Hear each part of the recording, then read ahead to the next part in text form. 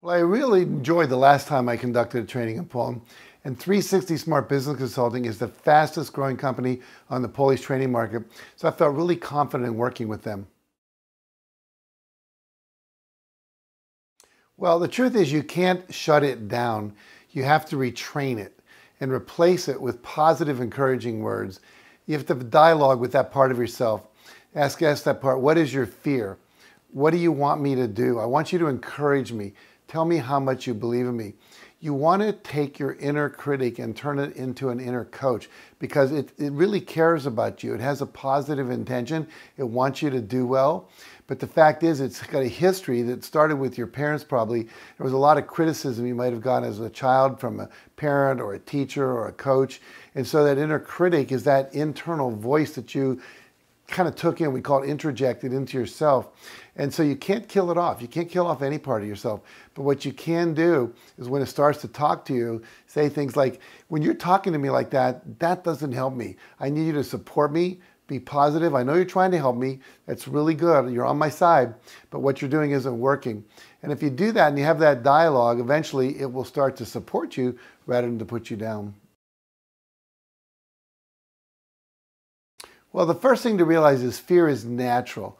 You know, we'll always experience fear at the beginning of any project. I was just at a awards ceremony for the actor Jeff Bridges, and he was talking about how his one of his major first acting careers, jobs, he was with Robert Ryan, a famous American actor, and what he discovered was that he thought he was thinking about quitting the acting profession because he said, I was always afraid every time I went to act. And here's Robert Ryan, probably in his 60s, he's been acting forever, and they were sitting there waiting to shoot, and when Robert Ryan picked his hands up, there was pools of sweat on the table, and he realized that 40 years later, he was still scared after acting for 40 years.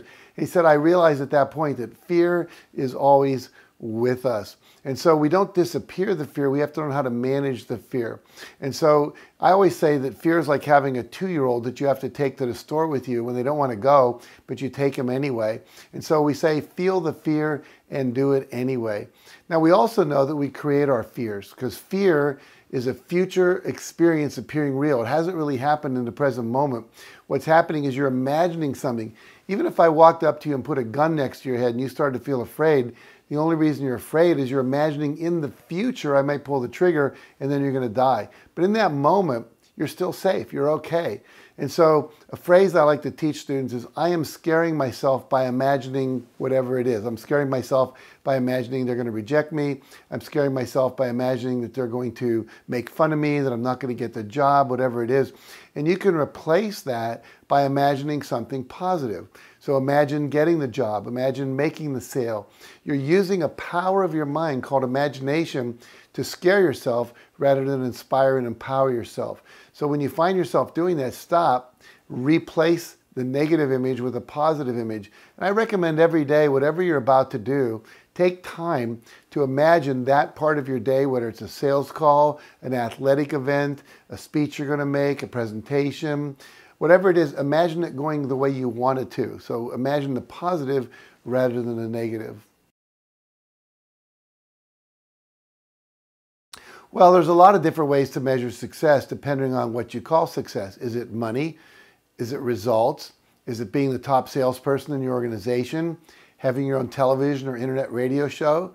Having a certain number of clients, or being a best-selling author, or losing weight, or winning a bodybuilding contest, or achieving a certain rank in the military, or being elected to public office, or living to age 95 healthily, or having social impact in the world, or raising great children.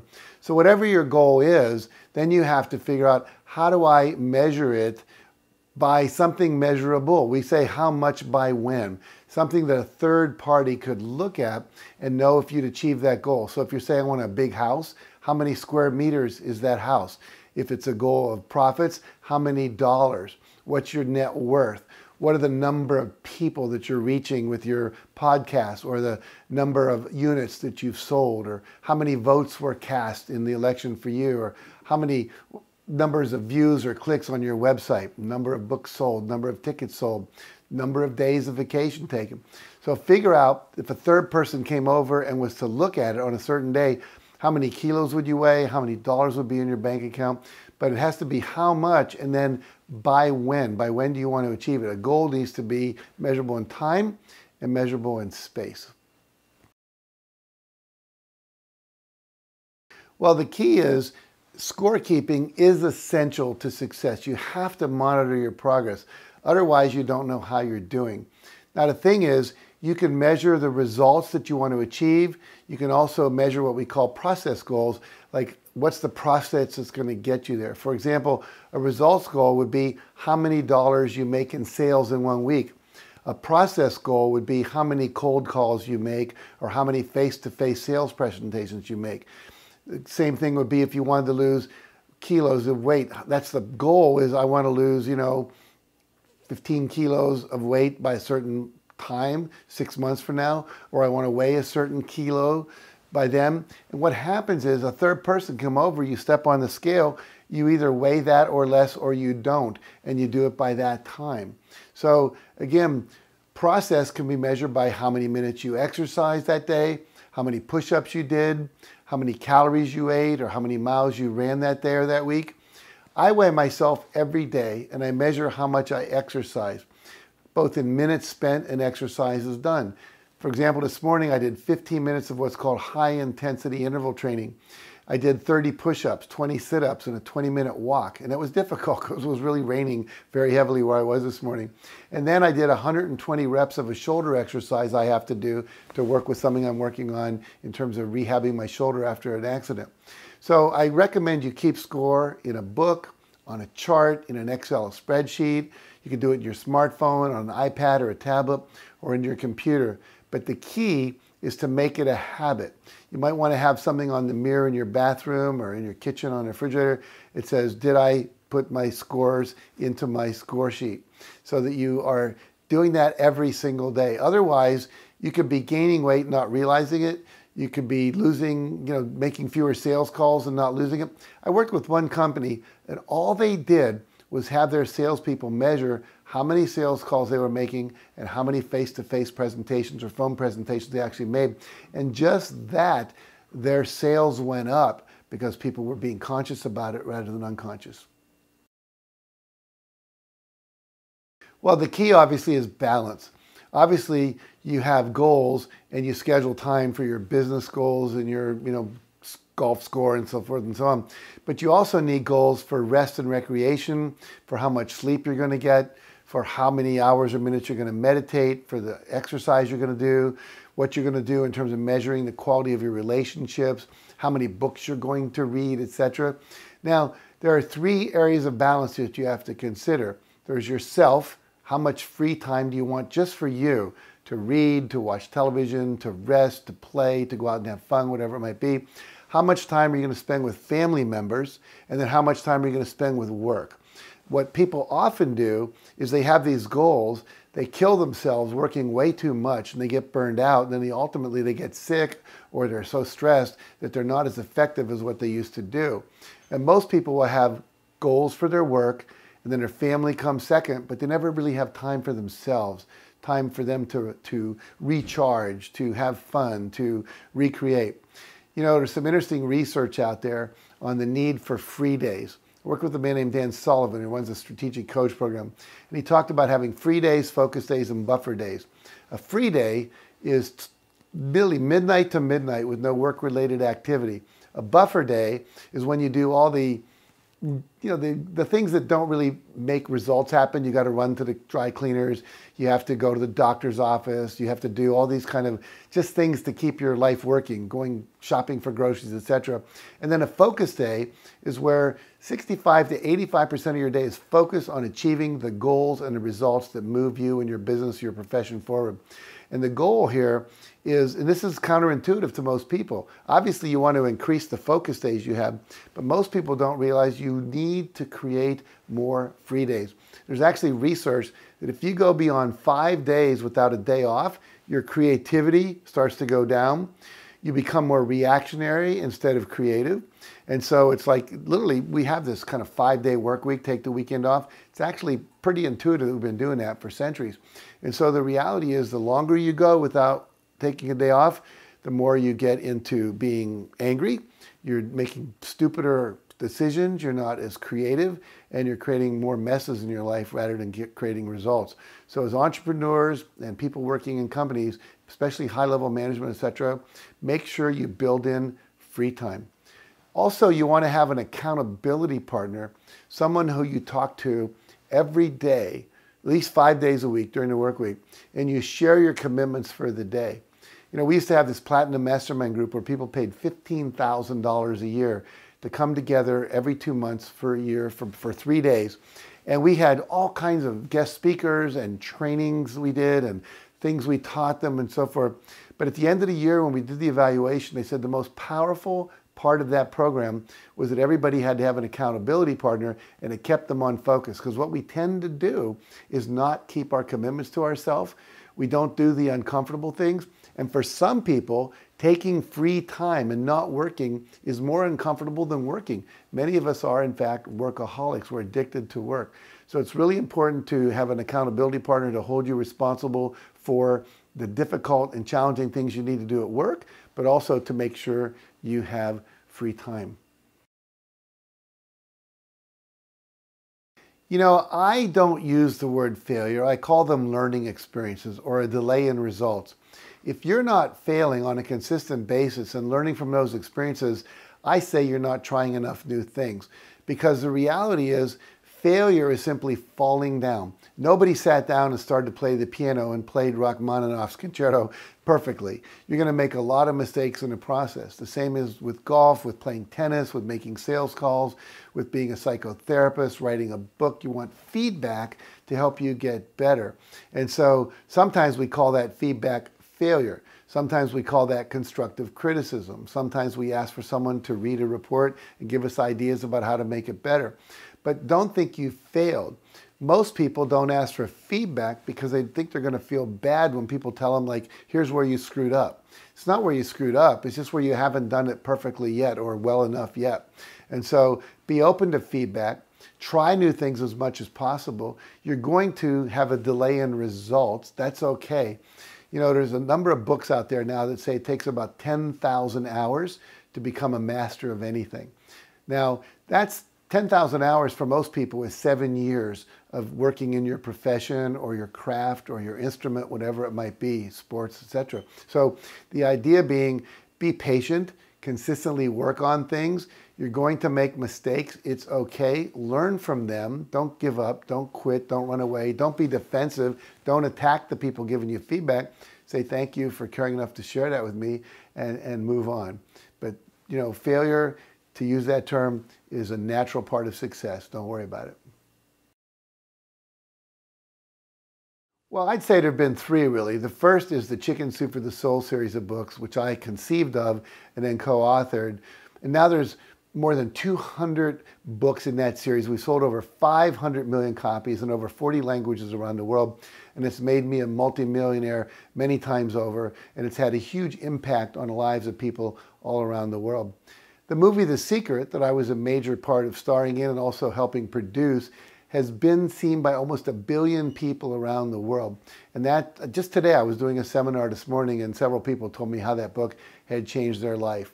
And the third thing I would say is writing the book, The Success Principles, which has been translated into 40 languages and sold millions of copies around the world.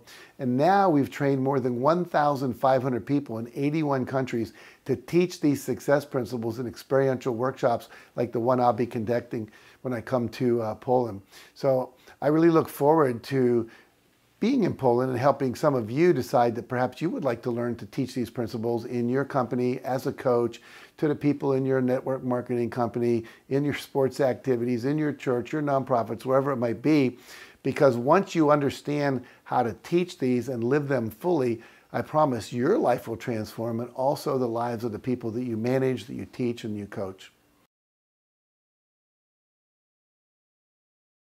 Well, here's the deal. The principles I teach are universal. I've taught them all over the world in more than 50 countries, all over Europe. I've taught them in Russia, Poland, Slovakia, Norway. I've taught them in the Gulf in countries like Dubai, Iran, Oman, Kuwait, Qatar, Bahrain. I've taught them in India, Africa, Australia, South America, every one of the 50 states in the US. And they are universal. They work in every country, they work in every culture, and they work in every situation. Because the essence of everyone is they want to love and be loved. They want to share their gifts with the world. They want to make a good living. They want to take care of their family. And so these principles help people do that in every situation. Well, that's what I'm going to be focusing on in my training in Poland. There is a system of success. It's like knowing a combination to a lock. If you know the combination to a lock, it doesn't matter if you're a college graduate or not, if you're male or female, if you're high IQ or low IQ, the lock has to open. The thing is, you've got to know the right numbers and you have to have them in the right order. And so many of you watching this, you're missing a couple of the numbers in this combination or the system of success, or you have the numbers in the wrong order. And no matter how hard you work that combination, that lock won't open. So I'm going to give you just a brief overview here of some of the things we'll be covering in the training that I do in Poland. But this is what you have to do in the right order to create the success you want. Number one, you have to take 100% responsibility for where you currently are. No blaming of other people, no complaining, no excuse making. And it's easy to do all that, but it doesn't get you where you want to go. The next thing you have to do is create a clear vision of where you want to go. Then take that vision and turn it into specific measurable goals, like we talked about how much by when. They need to be written down. They need to be shared and made public. We'll talk about that. You have to believe it's possible. Unfortunately, many of you have unconscious limiting beliefs that were formed when you were somewhere between the ages of 3 and 8 years old that are still controlling you. Imagine you were getting on a plane and you saw an 8-year-old pilot getting on the plane. Most of us will be a little concerned because they're only 8 years old. But the fact is, many of you are running around on autopilot with 8-year-old beliefs that you formed about how smart you were, how capable you were, what was possible for you, what was not possible for you, that are still running you and you're not even aware of them. So we want to release those and get us all to the place where we can believe that anything is possible for us. Then you have to have a plan. How are you going to get from point A to point B? If you don't know what to do, you've got to ask. We have to reach out to people, read books, take seminars like the one I'll be doing, etc., to find out what are the steps to get from point A to point B. The other thing you have to do is use affirmations and visualization to activate your vision and your goals so that your subconscious mind can start being creative and coming up with solutions, and also perceiving things in your environment that were always there that you never saw before. For example, right now, you're not aware of what you're feeling in your right foot. But as soon as I say right foot, you can experience it. So your brain was filtering out that. There's a part of your brain called the reticular system, which filters out a lot of data that's coming into your brain. You consider it irrelevant. The problem is it's programmed to let in that which will match your beliefs and that which will help you achieve your stated goals. If you don't change the beliefs or really imprint the goals in a correct way, then you'll not see the opportunities that are there. You won't get the creative ideas that are available to you, etc. The other thing you've got to confront is fear. Most of us are afraid of rejection, afraid of loss, afraid of being humiliated, all these different things that we're afraid of. So we need to learn how to address fear. And actually, there are now techniques for releasing fear. We have to, as we said a moment ago, solicit and respond to feedback. You know, I'm so successful because with the Chicken Soup for the Soul books, every story that appeared in those books, because there's a collection of stories, inspirational stories, was read by at least 40 people and given feedback on a scale of 1 to 10, how much do you love this story?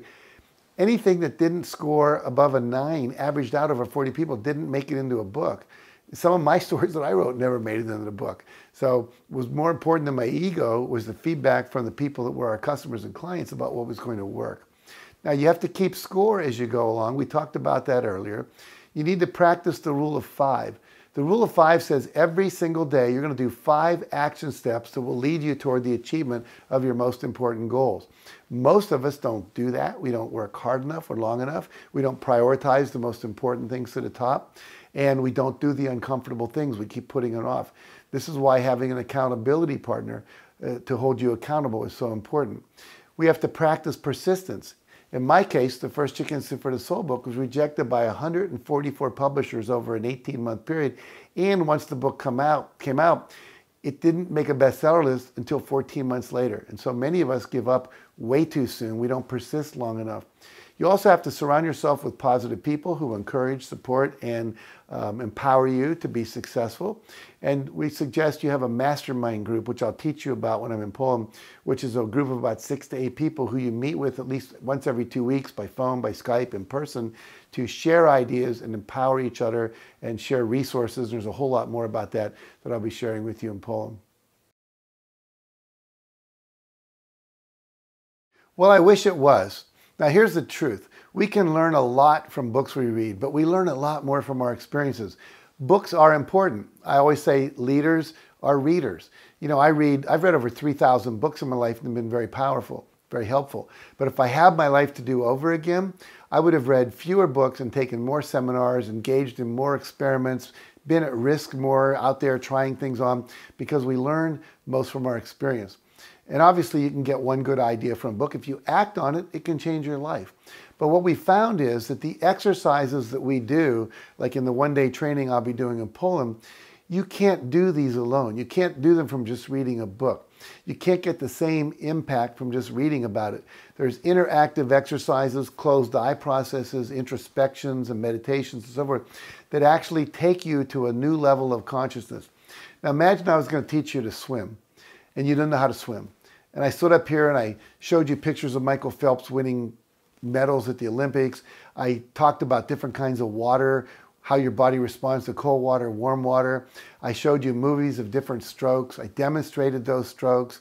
I talked about the value of learning how to swim. All of that. You still don't know how to swim until you what?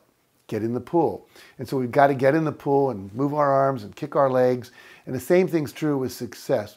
When you do a live experiential workshop like I'm going to do with you, where we have interactive exercises and internal exercises, there's an internal transformation that occurs that cannot be achieved simply from reading a book. So I encourage you to read my books, but if you really want to take it to the next level, quantum leap, like a 30-yard pass play in American football instead of like a 4-yard ground gainer, this is what you want to do. You want to be in an experiential workshop. Yes, absolutely. I could think of thousands of examples. Let me tell you just a couple. John Caleb came to me in a workshop in Manila in the Philippines. At the time, John was absolutely at the bottom of his life. He was homeless. His restaurant had gone bankrupt. He was couch surfing, meaning he was sleeping on the couches of friends. I asked him how much money he had. He said he had $3.25. I met him the night before my one-day workshop, similar to the one I'll be doing in Poland, because he was interviewing me for an article he was writing for a newspaper. I was his first interview. And at the end I said, John, that's a great interview. Tell me about yourself. I found out he was homeless. I gave him a $20 bill to go buy dinner, and I bought him a copy of my book from the bookstore where I was doing this book signing. He came to my workshop the next day, took the workshop. I didn't see him again for 3 years. I came back to Manila 3 years later. This guy who had been homeless before walked in wearing a blue blazer with a gold medallion on it. There were 12 people walking behind him with polo shirts with the same medallion. They were all part of his staff. He was now the #1 motivational speaker in the Philippines. He was making over $1 million a year. He had a house at the beach and a condo in town. He was a radio show. He was speaking to like groups of 1,000 people at a time. He'd become the #1 motivational speaker. And I said, John, how did you do that? It usually takes a lot longer to do that. He said, Jack, I took your seminar and I decided I was going to do every single thing you taught me, and I was going to also do every single thing in your book. And he said, I figured I'm going to do this for 1 year. He said, your life was working, you were happy, you were healthy, you looked 10 years younger than you were, had a happy marriage, you had all these things happening in the world, traveling all around. I wasn't. I said, the worst I'm going to do is I'm going to waste a year. And he said, I did everything you said. It totally transformed my life. I'm thinking of Kabir Khan, who I met in Kuala Lumpur in Malaysia, who literally sat in a hotel room or a hotel lobby for a whole day, hoping I was going to check into the hotel because I was giving a talk to about 1,000 people at the convention center next door. And when I walked in, he came up to me and he said, hi, are you Jack Canfield? I said, yes. He said, could I come up to your room and show you a few magic tricks? Because he was wanting to be a magician. I said, sure. He did some very cool sleight of hand stuff. He said, I want to be a magician. I want to go to America. I want to study with all the greats like David Copperfield, but I can't afford to go. But I want to take your seminar and I can't afford that. I said, look, Kabir, be my guest. I will pay for your ticket. He came to the seminar. I didn't see him for another 2 years. Then I got an email from him that he was in Las Vegas studying with David Copperfield and all these other people. He had gone, he started the mastermind group. He met a guy who was a billionaire. He asked if he could work with him and let him mentor him. He did. He now co-owns a restaurant at the top of the Spiral building, the Petronas building in Kuala Lumpur, one of the tallest buildings in the world. And he has performed for the Sheikh of Abu Dhabi and Dubai. He's performed all around India and the rest of the world. Totally transformed his life. I think of one more story. Xander Fryer, he was working at Cisco Systems, one of the top, computer programming platforms in America. And he had clients like Disney and NBC and Walmart and all these companies. And he was making over $250,000 a year, but he wasn't happy. In fact, he was miserable. And he had the courage to quit that job and leave a $250,000 job a year after he read my book and took a seminar with me. And now he's actually doing coaching. He's making just as much money. After 7 months, he's making more money than he was making at Cisco doing something he really loves. So these are the kind of transformations that occur for people when they take our seminars. Yes, I do. I say your net worth equals your network, meaning the more people you know, the more people you can draw upon for introductions, for ideas, for resources, investment, whatever it be that you might need. You can ask other people to support you if in fact you know enough people. My network now, I have over 1 million Facebook fans, 300,000 people that follow me on Twitter. I've got graduates in over 100 countries around the world who I could go and stay in their homes. They'd be glad to have me, who will help me do pretty much anything I want to do in the world. And so you want to keep building your network. And if you come to a training like the one we'll be doing in Poland, what happens is you're going to meet a lot of people like you who are committed to success, who you can exchange phone numbers and email addresses and text numbers and all that stuff with, and they can become part of your mastermind group, your accountability partners, and your team that can take you to the next level. So you want to keep expanding that network of like-minded people who are committed to success, not complaining and blaming and living a life of mediocrity, but committed to living a life of excellence. So I hope I'll see you in Poland. I promise you, if you come and you work with me, we're going to talk about all the things I talked about here, but more than talk about it, you're going to experience things that will allow you to actually transform and allow you to create the life that you want to have so that you can have the life of your dreams.